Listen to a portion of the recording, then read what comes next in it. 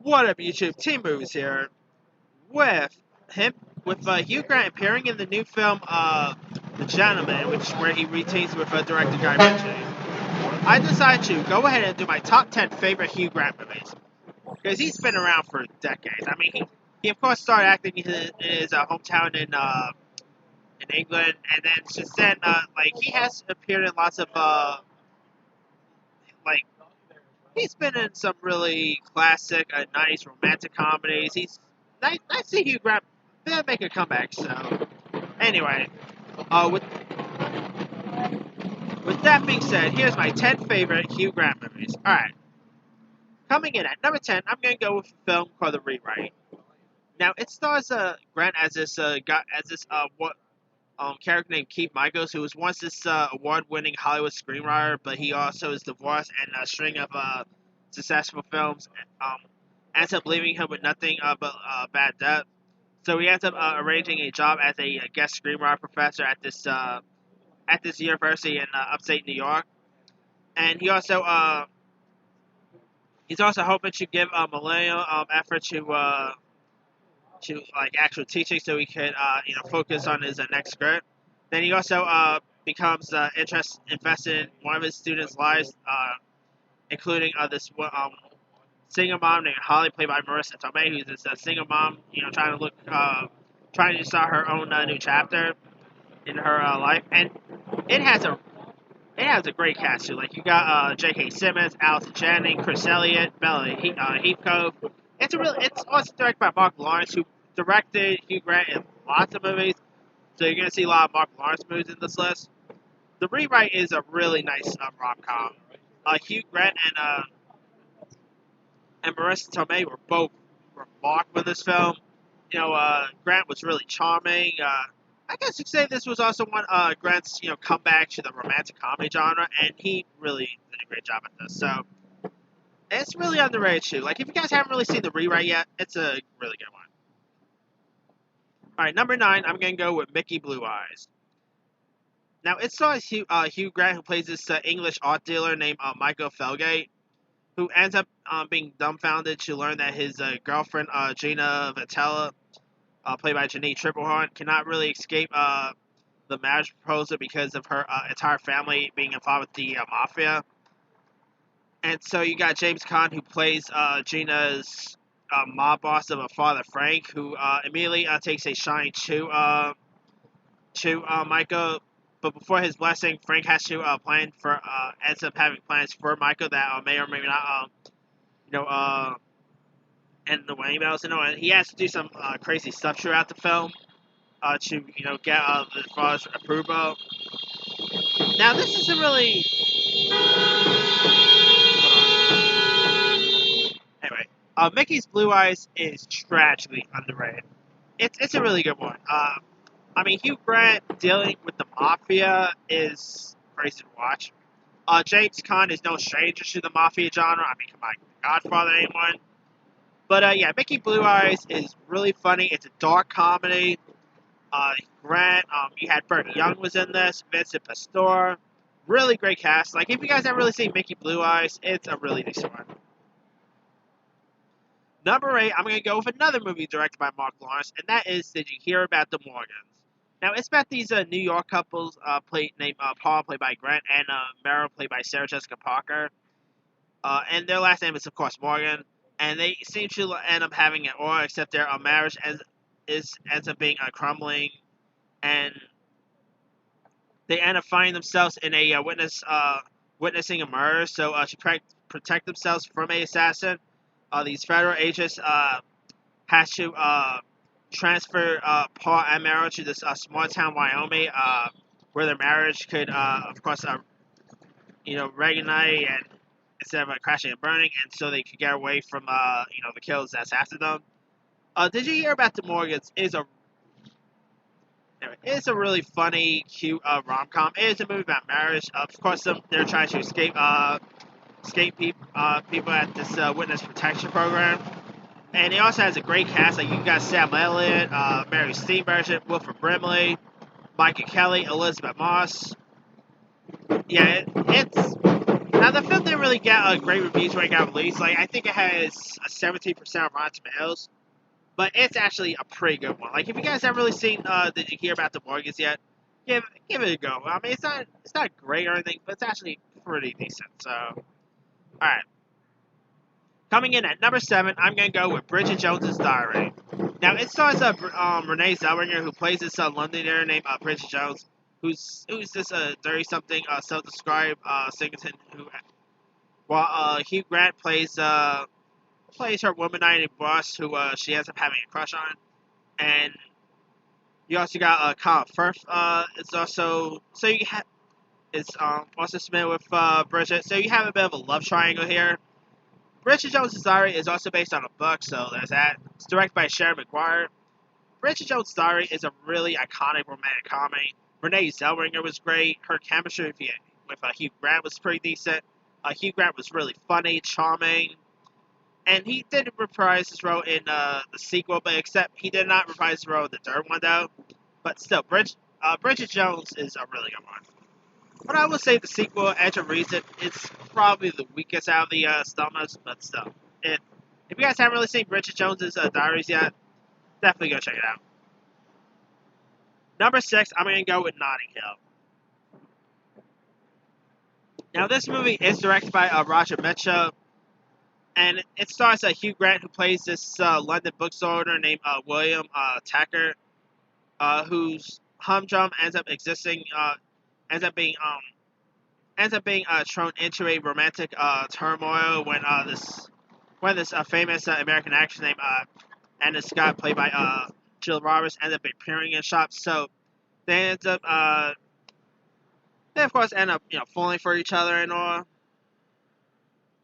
I mean, remember, of course, this has some pretty memorable lines. Like can't remember the actual line, but I'm just a boy staying from a girl. That line was from Notting Hill.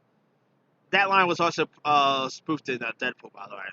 But anyway, Notting Hill is, I think it's been a while since I've seen Notting Hill, so yeah. But Notting Hill is still a pretty good one. I mean, Roger Mitchell, he could do these type of movies pretty well, and yeah, if you guys never really seen Notting Hill, it's definitely one of the best romantic comedies of the '90s.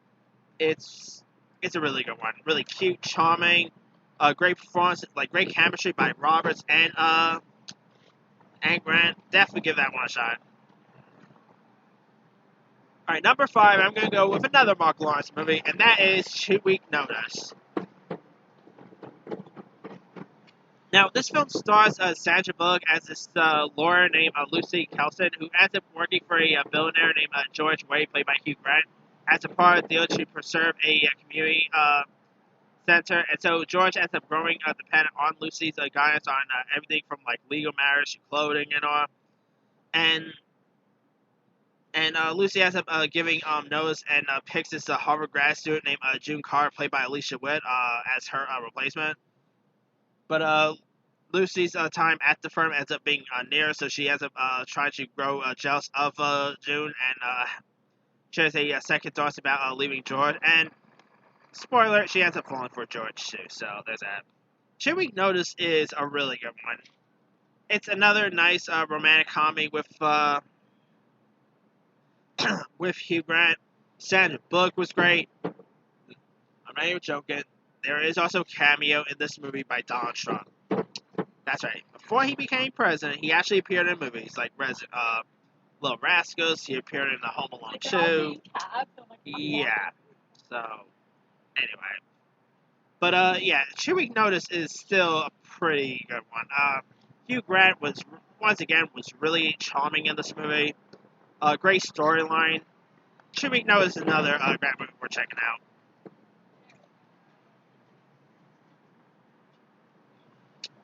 Alright.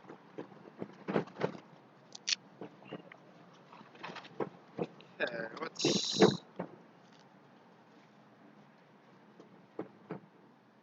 Alright. Coming in at number 4. Alright.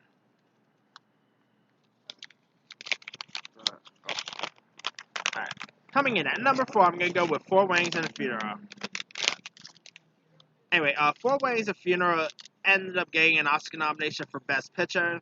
and it stars Hugh Grant as this lovable Englishman named Charles, played by Grant, who him and his group of friends end up saving to be unlikely in love. So Charles ends up meeting this beautiful American named Carrie, played by Andy McDowell, at a wedding. So he ends up thinking that his luck might have changed, but one magic night, Carrie ends up returning to the state, ending what might have been, and so Charles and Carrie's past ends up crossing over a handful of nuptial and this one funeral,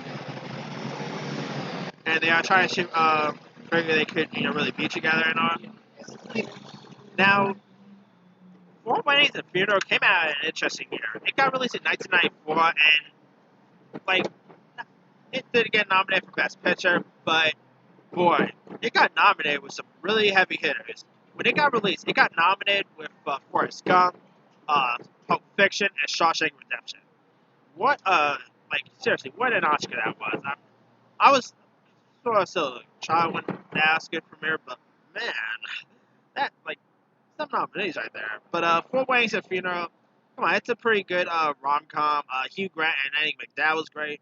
Annie McDowell was the queen of these type of she was in Groundhog Day, Four Weddings and Funeral.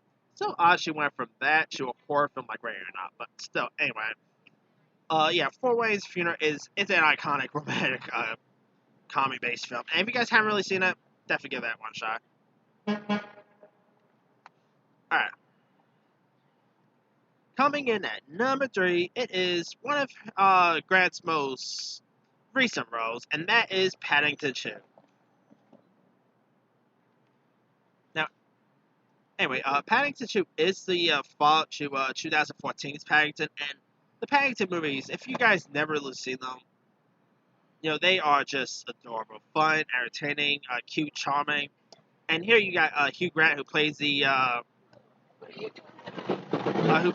main villain here. He plays this washed-up actor named Phoenix Boonham, who ends up snatching this old pop-up book for his own gain. And Grant was remarkable in this movie. I mean, whoever knew whoever knew that Grant could play a villain well, but here he really nailed it as a main villain. And I mean, before Paddington 2, the main villain was in the first film was Nicole Kidman, so going from Nicole Kidman as a villain to Hugh Grant, pretty cool there. But yeah, Paddington 2 is hands down really awesome. And I'm still hoping we get a third one, but we'll see.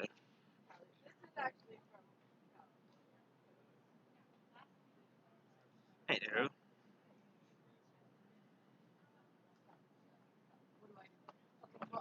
Alright, coming in at number 2, I'm going to go with Love Actually. Now, Love Actually is one of the best romantic comedies in recent years. I mean, it is Nine's airline stories during around the romance holidays Christmas season, and one of the stories involves this British Prime Minister named David, played by Grant, who ends up falling for a junior staffer played by Martine McCudden. While you got Sarah, played by Laura Linney, who's this graphic designer whose devotion to her mentally ill brother ends up complicating her life. And a few other interesting cast members. You got Liam Neeson, Alan Rickman. Love Actually has some of the best cast I've ever seen in a rom-com. The cast is just outstanding. Hugh Grant's storyline with him as the Prime Minister is a pretty good one. And I mean, Hugh Grant, you could really buy him as a Prime Minister, not because he's British or anything, but just because his face does really resemble a Prime Minister, and Hugh Grant was just plain old awesome as that role, and it showed he is the romantic comedy king, and man, he really nailed it. So yeah, if you guys never really seen Love Actually, literally, I could never really consider this to tell. I don't know. Sometimes I don't know. I always know if I should consider this as a Christmas movie or Valentine's Day, but this is a like Christmas film you can watch around Valentine's Day. So anyway,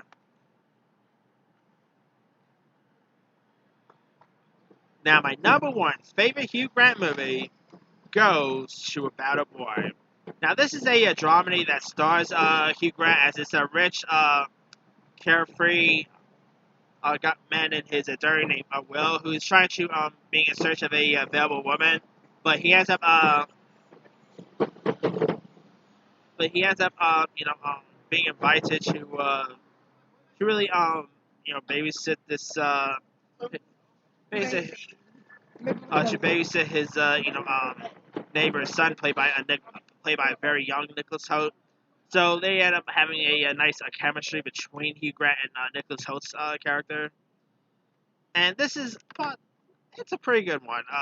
About a Boy is based on a book by Nick Hornsby, so there's that. Great cast, like you got So, boss. anyway, you got the likes of Toni Collette, Rachel Weisz is in this. Yeah, About a Boy is really funny. It's charming. Great chemistry by Grant and Holt. Like this was Nicholas Hoult years before he appeared in Mad Max, and years before he played Beast. I mean, this was like really Nicholas Holt's breakout role, and it's also one of Hugh Grant's best work. To me, it's the best performance of his career as well. So yeah, if you guys haven't really seen About a Boy, definitely go give that one a shot. All right. But that's pretty much it. Let me do the quick rundown. Let me do the quick rundown. 10, The Rewrite. 9, Mickey's Blue Eye. 8, Did You Hear About the Morgan? 7, Bridget Jones's Diary. 6, Notting Hill. 5, 2 Week Notice. 4, Four Weddings and Funeral. 3, Paddington 2. 2, Love Actually. And 1, About a Boy. Now, there's loads of other Hugh Grant movies I probably could have added. Let's see. Music and Lyrics is a pretty good one with Drew Barrymore. Florence Foster Jenkins with Meryl Streep's a good one. There's Sense and Sensibility. 9 Months. Definitely not Cloud Atlas. He did work with Guy Ritchie before on A Man from U.N.C.L.E. He was in Remains of the Days. He was in the film The Englishman, Extreme Measures, Pirates, Band of Misfits.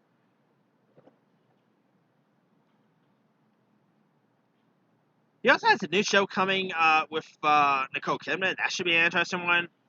He was also on that British Scandal miniseries with Ben Whishaw, which I still haven't seen yet.